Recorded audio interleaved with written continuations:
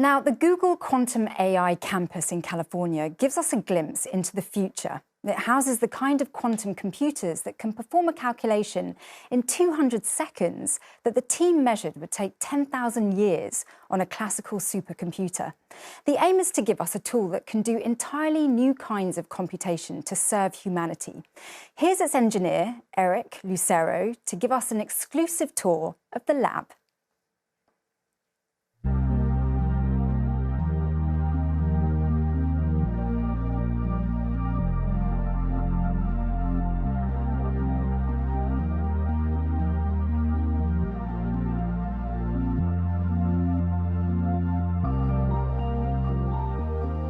Hi everyone, my name is Eric Lucero. I'm pleased to have you here at the Quantum AI campus. I'm going to walk you around, show you a bit about not only the history of how we got here, show you a little bit more about the space and the lab and where we're headed. So I'd love to start with our Sycamore quantum processors. Behind this piece of metal right here, on this circuit board and all these connectors that we have, is the actual quantum processor. This system gets mounted into our cryostat, and that system we're going to see in full scale in just a moment inside the lab.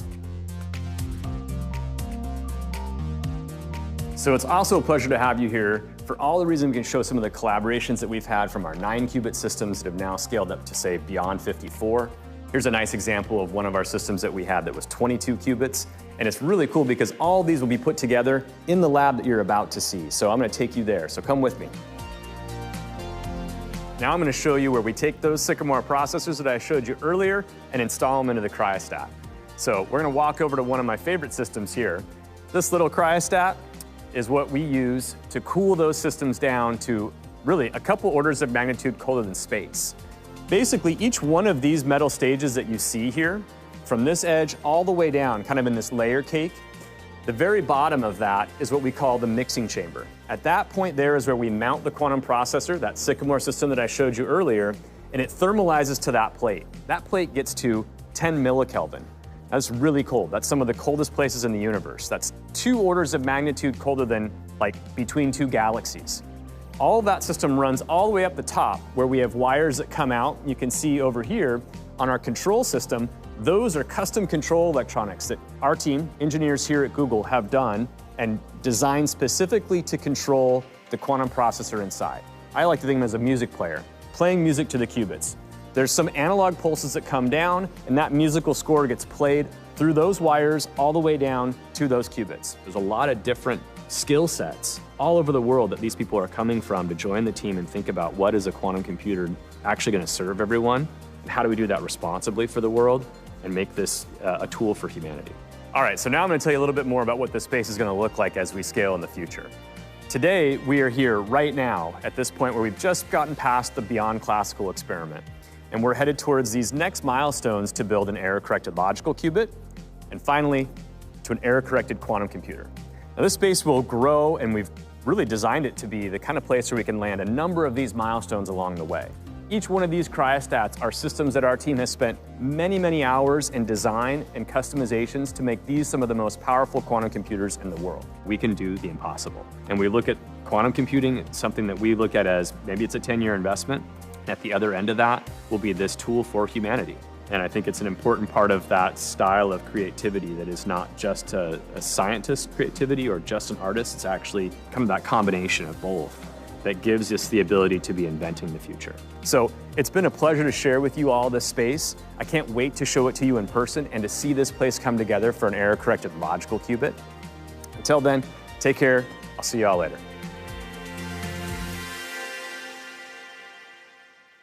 And Eric, our very own Q from the Quantum Lab, joins us live.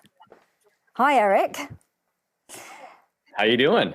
Great to be here. Good to see you. Now, this sounds like a kind of computer that will usher in developments that we only dreamed were possibilities. Yes, I would agree with you. And I'd also say that it's the kind of thing that I get excited about is it's the developments that we maybe even haven't dreamt of yet. I mean, as a new tool begets new ideas, right? So it's not just that these quantum computers are faster at like particular problems, it's that they're fundamentally computing in a whole new way. And it's closer to how nature works. It's actually tapping into the world of quantum mechanics. And how does a quantum computer work, and how is it different from classical computing? Yeah, that's a great question.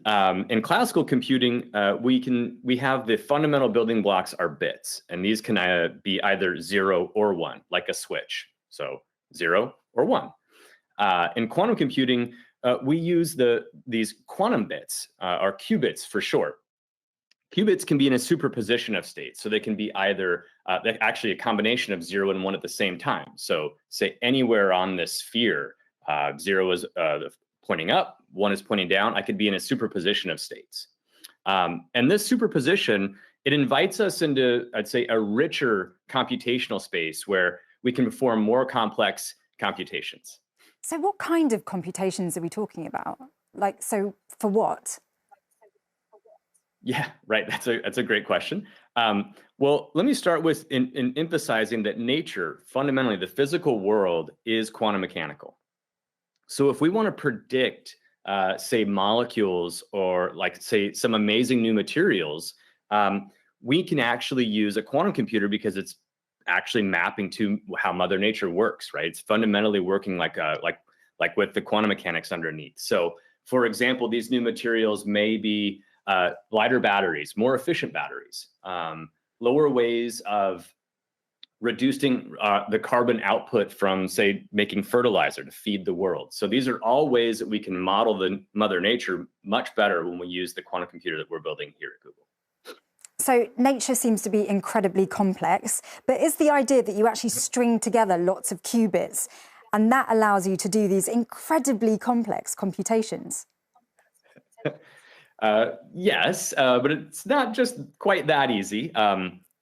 What we actually need to do is that first we have to show that we can, show that quantum error correction works, right? So then we will scale up the number of physical qubits. So ultimately, we want to show that we can create what's called a logical qubit. We create that by basically stringing together a fabric of these physical qubits with enough, I'd say, exquisite control of those systems so that we can actually show that this error correction works. And then once we've shown that, we can then scale up all these logical qubits to create a full error-corrected quantum computer. It's fascinating stuff. What made you want to become an inventor? Wow.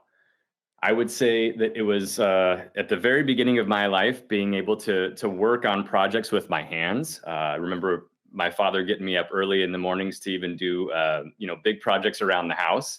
And then I think mentor after mentor. Had a really amazing mentor in college who brought me into the lab, and we started to actually make experiments for the cryogenic dark matter search, which then led to my introduction to quantum computing.